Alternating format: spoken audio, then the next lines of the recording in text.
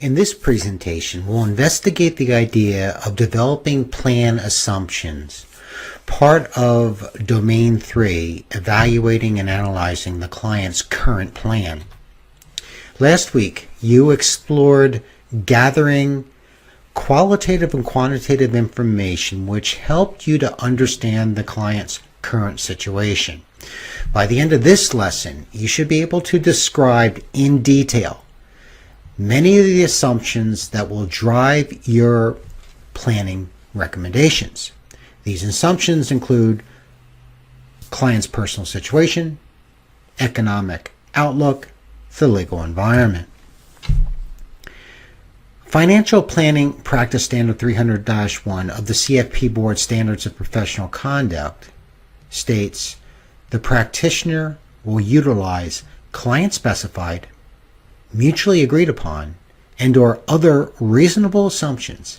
These assumptions may include, but are not limited to, the following: personal assumptions such as retirement ages, life expectancy, income need, risk factors, time horizons, and special needs. Economic assumptions such as inflation rates, tax rates, and investment projected returns.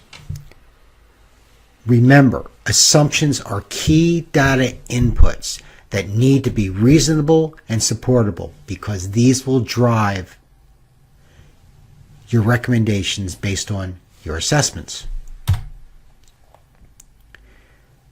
We know that the future is uncertain. So how do you decide on what assumptions that you'll use in analyzing the client's current plan?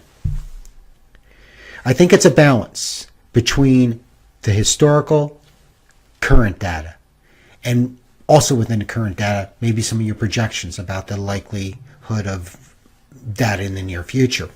It's this balance that you'll use to support your assumptions. Two very important unknowns that flow through your planning are health and longevity. So let's start by looking at healthcare concerns. How can you project the client's future healthcare costs? For one, we take a look again starting from the historical context. What has been the client's medical history? What does your client's family medical history look like? We're looking at the father, the mother, the grandparents, siblings. Did they have any terminal, degenerative diseases? Were there long-term disabilities flowing from some healthcare condition? From the current context, we can think about the client's daily health care regimen. What's their status relative to the national height and wealth statistics? What type of hobbies are they engaged in? Are there any red flag avocations such as skydiving? Is there poor health regimens, smoking, excessive alcohol, drug use?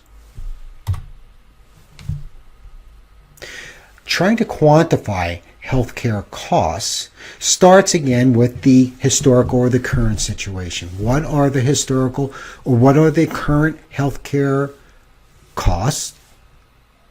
What is the growth rate in those costs been over the last decade? By applying those, we can get an idea of what those healthcare costs may look like in the future. There are several free sources of information on healthcare costs. I show one here. You can certainly Google that online. A second important element is that idea of how many years will the client be living in retirement.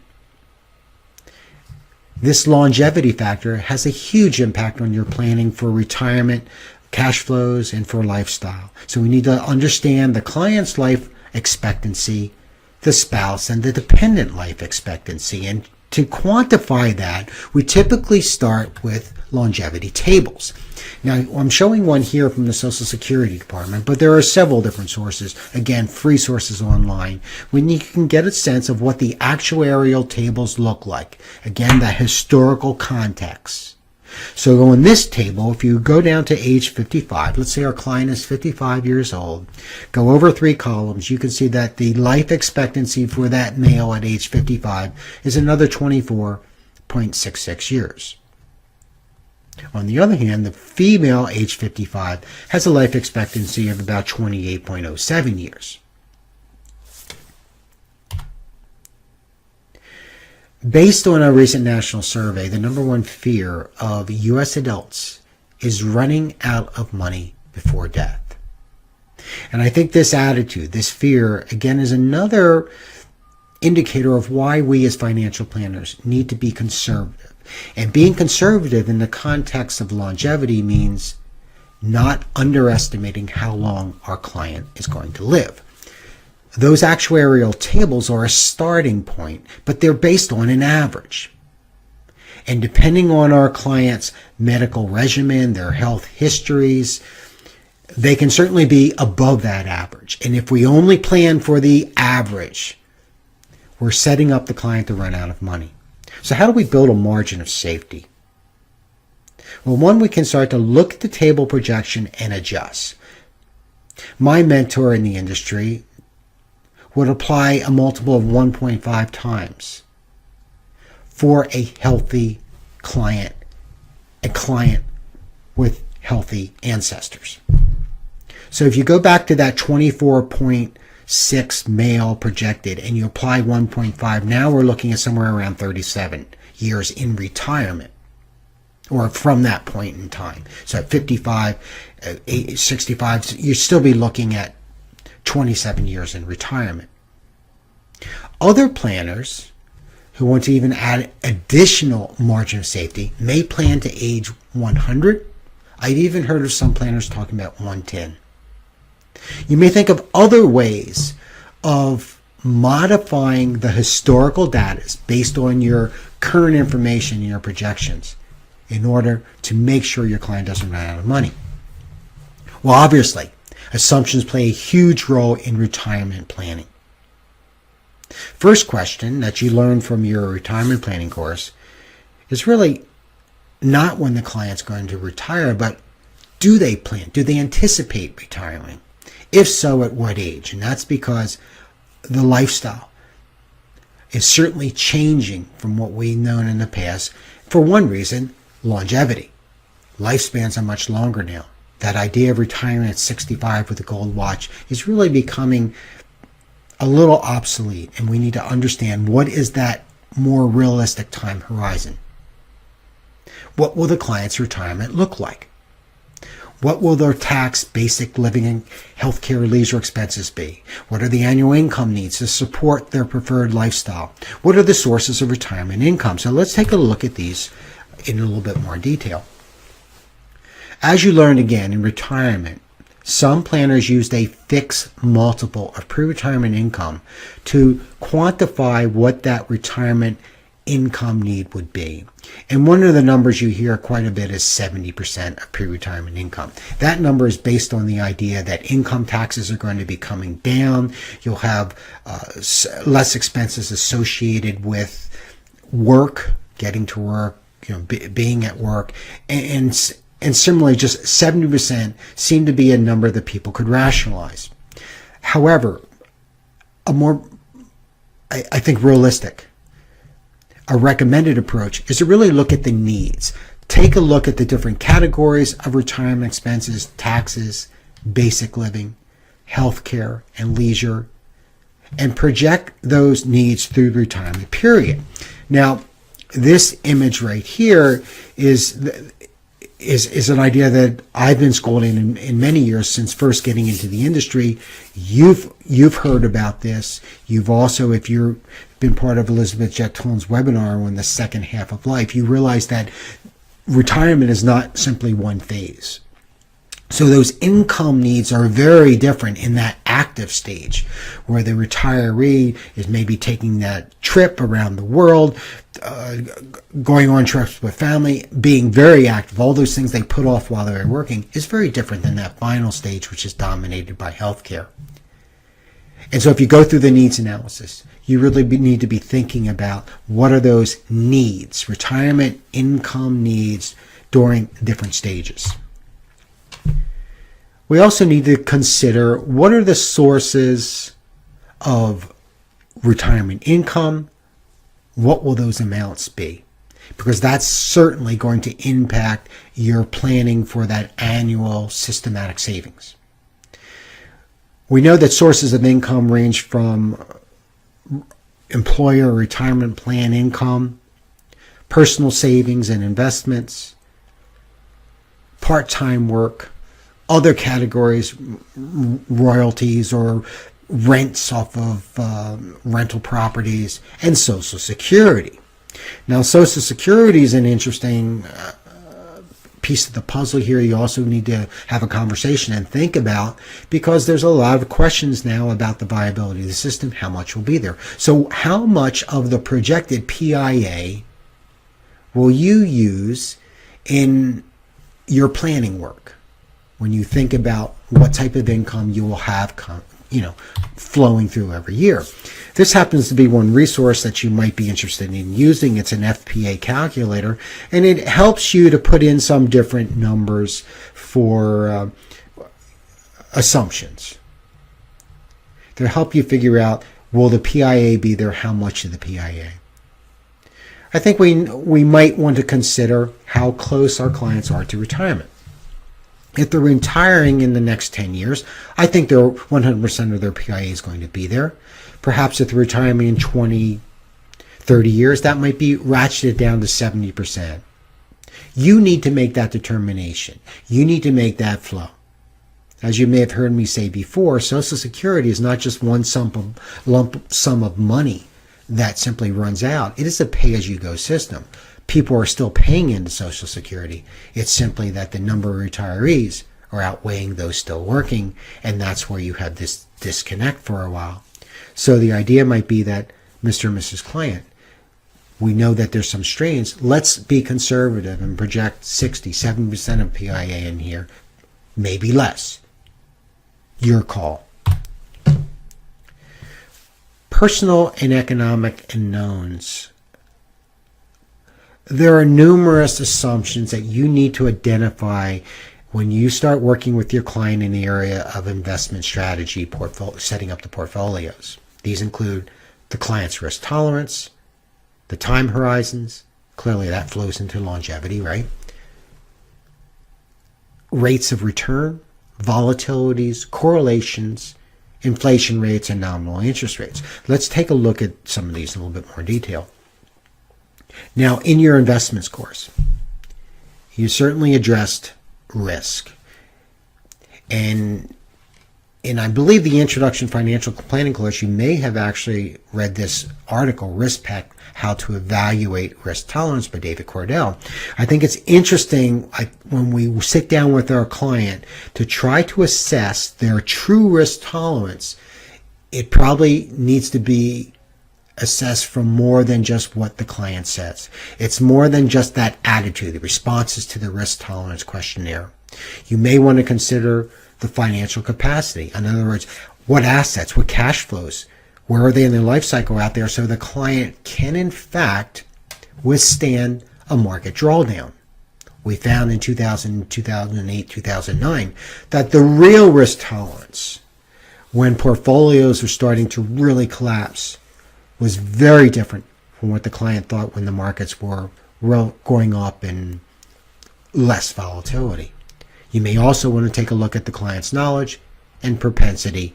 In other words, how have they invested in the past, to get a sense of your client's risk tolerance, because this will certainly, you need to come up with that assumption. This will flow into your asset allocations and how you set up the portfolios.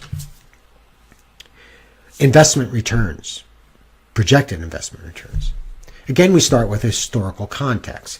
And a good source for getting historical returns, standard deviations, and current correlations is Morningstar Stocks, Bonds, Bills, and Inflation Yearbook. But there's other sources that you can get this from. If you're working for a registered investment advisor or wealth manager, they'll have database access to statistical data. And this statistical data for investment returns, correlations, really gives us a great starting point. In this book, this is listed by 20-year returns, 10-year returns, longer year returns. I remember Dr. Basu sharing one time that he thought that if a client had a time horizon of 20 years, it's worthwhile starting with 20 years of historical return and standard deviation data, sort of matching the time horizons, and I think that has I think that's an interesting idea. Of course, you may want to fine-tune what you project the returns and standard deviations to be based on the current situation, but again, that's that balance. While returns and volatilities or standard deviations certainly lend themselves to historical context, correlation coefficients are not exactly, I think, the same thing. They're more dynamic. And I say that because global markets are becoming more related, connected. So when you take a look at this chart, comparing the S&P 500 to an international index right there of Europe and Asian, Far East, you can see that over time the markets have become highly correlated. And so I don't think I would take 20 years average in there. I would look at the current one or the last few years of that correlation, and from there slightly fine-tune. Within the context of fine-tuning, you might want to take a look at the global, domestic and global business cycles. And you can get a lot of information, especially in domestic, off of free sites, the Federal Reserve Bank of St. Louis, the Federal Reserve System. A lot of great information on free websites like Yahoo Finance, MSN, CNN. And go back again to your investment syllabus for information or resources there. But then that might be a way for you to start fine-tuning the historical to come up with your assumptions for investment returns. Remember, assumptions are just your informed projections. The future is still uncertain, and we know that all our assumptions are not going to be true. Monte Carlo is a piece of software that I believe you've heard about. It is a way for us to try to quantify the uncertainty. It's a way for us to share, to show a picture to our clients of the uncertainty so they realize that these are projections and that planning is dynamic and it is a process. Monte Carlo might be a wonderful communication piece in getting that conversation going. When we take a look at our numbers, our cash flows, we certainly need to remember that there's a cost of living, inflation in there. There's, again, free sources. You could go back to the Morningstar Stocks, Bonds, and Inflation Yearbook. That gives you a lot of great information in there, all in one easy piece. Historical, data providers provide this online, but you can also go to free sources such as the U.S. Department of Labor to start to see what the different cost of living index. If we look, we've seen in our economies of 2.5 to 3 point something percent is really like a long term. In this environment, it's much less, but you need to factor that in. What are you going to be using for your cost of living index? What will you be using for your inflation indexes for education? And we'll look at that in just a few moments. When you collected that information from your client, you got a lot of great information about current cash flows. But as you start to plan out for your client and make recommendations for that plan, which will continue to get them to where they want to go, you need to start projecting some of the cash inflows and cash outflows. Some of the ideas, just to talk about cash inflow projections. What will likely pay raises be? What about bonuses? Will they be there? What is the job security? Will your client be in that job?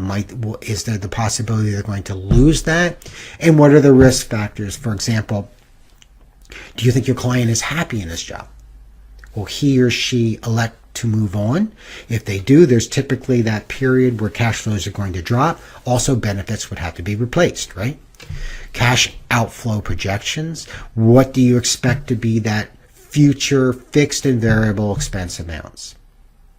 What is the timing and amount of major planned expenditures? A family trip, college planning, weddings, you get the idea. So those projections need to be there so you can make some recommendations.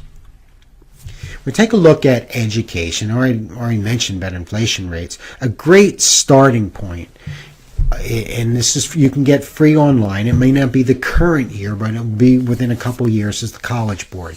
They offer wonderful trends in college pricing here. Certainly the growth rate.